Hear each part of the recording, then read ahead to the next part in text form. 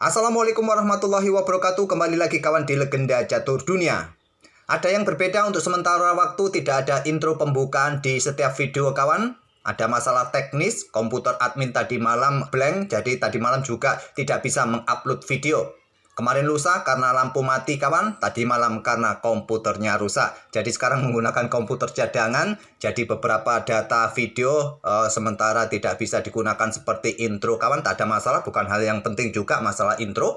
Dan untuk hari ini kita akan melanjutkan mengulas turnamen BL Chess Festival 2023. Di mana untuk kategori open, terutama kelas triathlon grandmaster sudah selesai kawan, dan turnamen ini dimenangkan oleh Lee Kwang Lim kembali. Edisi sebelumnya Lee Kwang Lim juga keluar sebagai pemenangnya kawan. Vincent Kemmer berada di posisi kedua, David Navara di posisi ketiga, dan Arjun Erigaisi juga merangkak naik di akhir turnamen ini menempati posisi keempat. Posisi kelima ada Yu Yang Yi, keenam ada Jules Mossad, ketujuh ada Amin Bazem, dan kedelapan ada Daniel Bogdan kawan. Di kategori open kelas triathlon grandmaster ini kawan, setiap sesi berbeda para pemenangnya kawan. Lee Kwang Lim memenangkan sesi klasikalnya, tapi karena klasikal ini poinnya lebih banyak ketimbang sesi-sesi yang lain, seperti Vincent Kemmer memenangkan rapid kawan, Arjun Erigaisi memenangkan blitz, dan Yu Yang Yi memenangkan catur 960. Tapi permainan klasikal ini menyumbang poin yang lebih besar kawan. Oleh karena itu Lee Kwang Lim ini di akhir turnamen mengumpulkan 32,5 poin, hanya selisih 1 poin dari Vincent Kemmer. Sekali lagi selamat buat Lee Kwang Lim. Tapi kita tidak mengulas permainan Lee Kwang Lim ini kawan. Di video ini kita akan melanjutkan untuk melihat permainan Iren Karisma Sukandar di babak 9 tadi malam di kategori terbuka kelas master. Kategori terbuka kelas master memainkan 10 babak, tersisa 1 babak nanti malam, dan ini merupakan game ke-9 tadi malam berhadapan dengan pemain non-master asal Chili kawan. Dan Iren pegang hitam putih mengawali dengan permainan pion raja pion E4. Iren pion E5, kuda F3, mereka berlanjut ke permainan Italian game Giojo Piano kawan. Jalur utama mereka pilih, jadi admin tidak menunjukkan langkah-langkah alternatif atau jalur sampingannya. Kecuali kalau para pemain ini keluar dari jalur sampingan, saya akan tunjukkan jalur utamanya kawan. Mereka masih bermain di jalur utama di Giojo Piano Italian game. Dan pion D6, rokade di sini, dan di sini pion A6, satu petak saja merupakan pilihan yang paling populer kawan. Tapi Iren langsung dorong 2 petak ke petak A5. Jelas tujuannya terlihat untuk hentikan langkah pion B4 yang bisa dimainkan oleh putih. Dan di sini putih melanjutkan dengan gajah mundur ke B3. Tadi kawan biasanya dihentikan dengan pion A4 atau melanjutkan pengembangan kuda ke D2 atau benteng E1. Tapi gajah mundur ke petak E3 ini masih ada yang memainkannya kawan. Ini untuk menghentikan laju pion yang didorong lagi ke petak A4. Itulah tadi ada opsi juga dengan pion A4. Iren melanjutkan dengan pion H6, sedikit menunda rokade. Kalian tadi rokade langsung tak ada masalah. Iren kontrol petak G5-nya terlebih dahulu dari aktivitas gajah gelap kawan. Baru sekarang benteng E1, baru sekarang Iren rokade.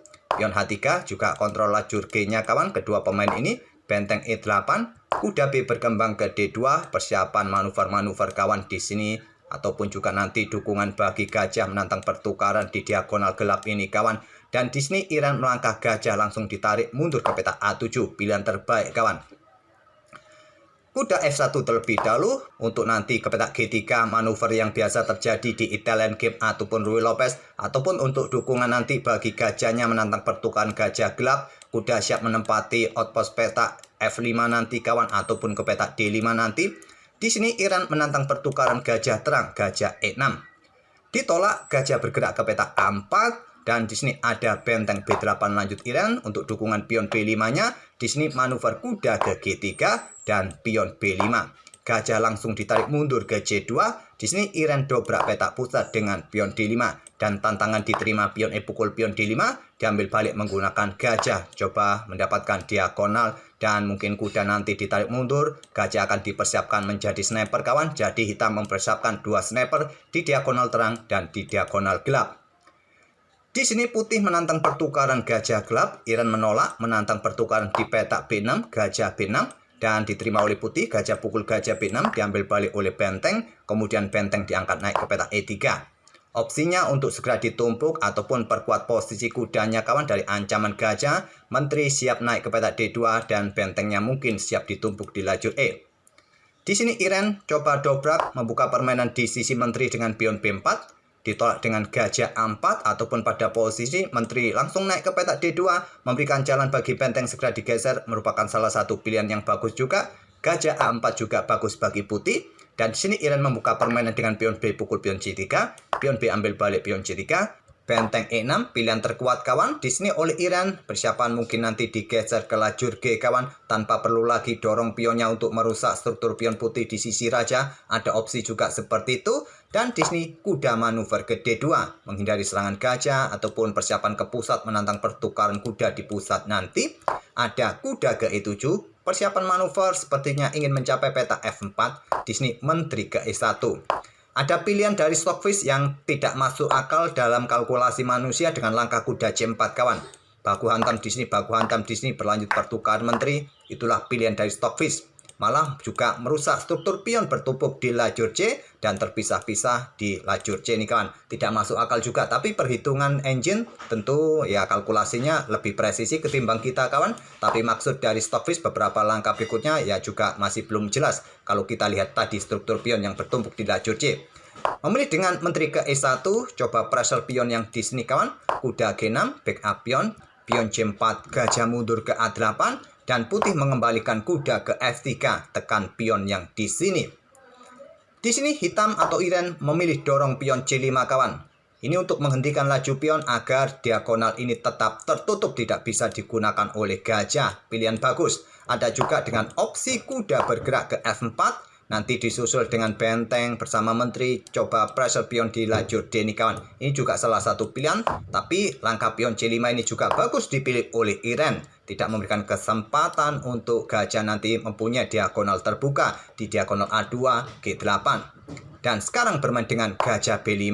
Menghentikan atau blokade laju benteng ingin menempati baris kedua. Di sini benteng digeser ke D6, lanjut Iran. Sama-sama memberikan pressure pion pusat masing-masing kawan. Dan sekarang kuda ambil pion E5. Kuda F4 untuk berikan dukungan bagi benteng kawan. Atau bersama gajah coba pressure pion yang ada di petak G2. Pion F3. Dan di sini ada kesempatan pengorbanan. Lagi-lagi langkah yang tidak masuk akal. Saran dari Stockfish kawan, pengorbanan seperti ini. Nanti berlanjut, menteri bisa bergerak kalau ada benteng E3. Kalau saran dari Stockfish tidak benteng E3 kawan, tapi memilih dengan benteng F5.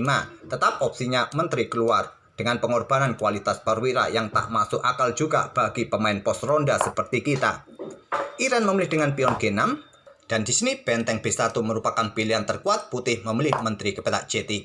Dan manuver kuda memberikan jalan bagi menteri keluar ke petak gelap kawan, ke F6 ataupun ke petak G5. Saran dari Stockfish, Iran memilih dorong pion H5 untuk segera mendapatkan ruang, usir kuda kawan, dan dijawab dengan benteng AE1. Pion H4. Dan yang terkuat kuda ke E2, backup petak D4 atau langsung menantang pertukaran kuda merupakan pilihan yang bagus bagi putih. Memilih kuda ke H1, coba manuver sampai petak G4 ataupun petak E4 nanti. Tetap idenya menantang pertukaran kuda. Gajah B7 membuat langkah menunggu Iran. Kuda F2, benteng D4, langkah yang kuat dari Iran. Hentikan laju pion, blokade diagonal gelap juga kawan.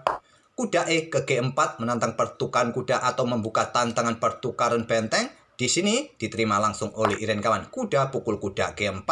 Dan sebaiknya langsung melakukan pertukaran seperti ini kawan. Selepas itu baru ambil kuda menggunakan pion H atau menggunakan kuda. Tapi putih langsung ambil balik kuda hitam menggunakan pion H. Dan di sini menteri ke C7 lanjut Iran. Dan putih punya kesempatan sekali lagi untuk menukarkan benteng kawan. Tapi memilih kuda lompat ke pusat ke E4. Dan langsung disikat oleh Iran. Diambil balik oleh pion F. Selanjutnya, Iran melangkah menteri ke petak D8, berikan dukungan lebih untuk tekan pion ini kawan, atau nanti lompat ke G5, coba rebut pion yang di sini. Benteng F1, dan Iran tidak ambil pion D3, yang lebih kuat dengan kuda langsung kawan, tapi memilih menteri keluar ke petak G5, lindungi kuda, coba ambil pion G4, dan menteri putih ambil pion A4. Iran ambil pion G4. Di sini menteri mundur kembali ke D2, coba backup pion atau pertahankan ancaman skakmat merupakan pilihan terkuat, tapi memilih dengan benteng F2. Sekarang kuda ambil pion D3, ancam benteng, benteng bergeser ke E2. Kuda kembali ke F4, ancam benteng, benteng kembali ke F2. Dan sekarang benteng meluncur ke D1 skak, raja ke H2. Dan di sini ada kesempatan untuk melakukan manuver kuda ke peta H5 kawan. Saran dari Stockfish memilih dorong pion G5 Iran. Dan gajah ke-4 tapi memilih menteri ke-7, coba rebut pion di sini kawan, dan benteng ditumpuk di lajur E oleh Iran. Langkah yang kuat kawan untuk menusuk ke baris kedua untuk memberikan ancaman serius di baris kedua. Tapi yang lebih cepat menggunakan benteng F1 kawan. Kalau tidak mampu diantisipasi ancaman skakmat dengan benteng F1 ini, langkah yang lebih cepat. Iran lebih memilih menumpuk bentengnya di lajur D terlebih dahulu ke D6 dan menteri ambil pion C5. Di sini benteng naik ke baris kedua menantang pertukaran kawan, dan benteng E bergeser ke F3. Coba backup saudaranya kawan, ataupun buka akses menteri menjaga saudaranya ini. Tapi di sini sudah terlambat kawan karena ada ancaman skakmat, karena Iran mengorbankan menteri ambil pion G2 skak. Di posisi ini di langkah ke-44 putih menyerah. Karena ancamannya jelas ancaman skakmat di langkah berikutnya kawan, skakmat sudah. Oke, itulah kawan permainan Iran Kharisma Sukandar di turnamen BL Chess Festival 2023 babak 9 yang menyisakan 1 babak lagi kawan. Sampai 9 babak Iran sudah memetik 4 kali kemenangan kawan, 3 kali kalah dan 2 kali remis. Semoga permainan dari Iran tadi bisa menghibur kalian. Tinggal 1 game lagi, kita doakan hasil terbaik dari Iran untuk mengangkat posisi elo ratingnya kembali kawan. Saya rasa Iran ini sudah banyak kehilangan elo rating di turnamen ini karena 3 kali kalah dan 2 kali remis kawan. Kita akan bertemu di video-video berikutnya. Seperti biasa, terima kasih sudah mampir tiap hari kawan. Wassalamualaikum warahmatullahi wabarakatuh.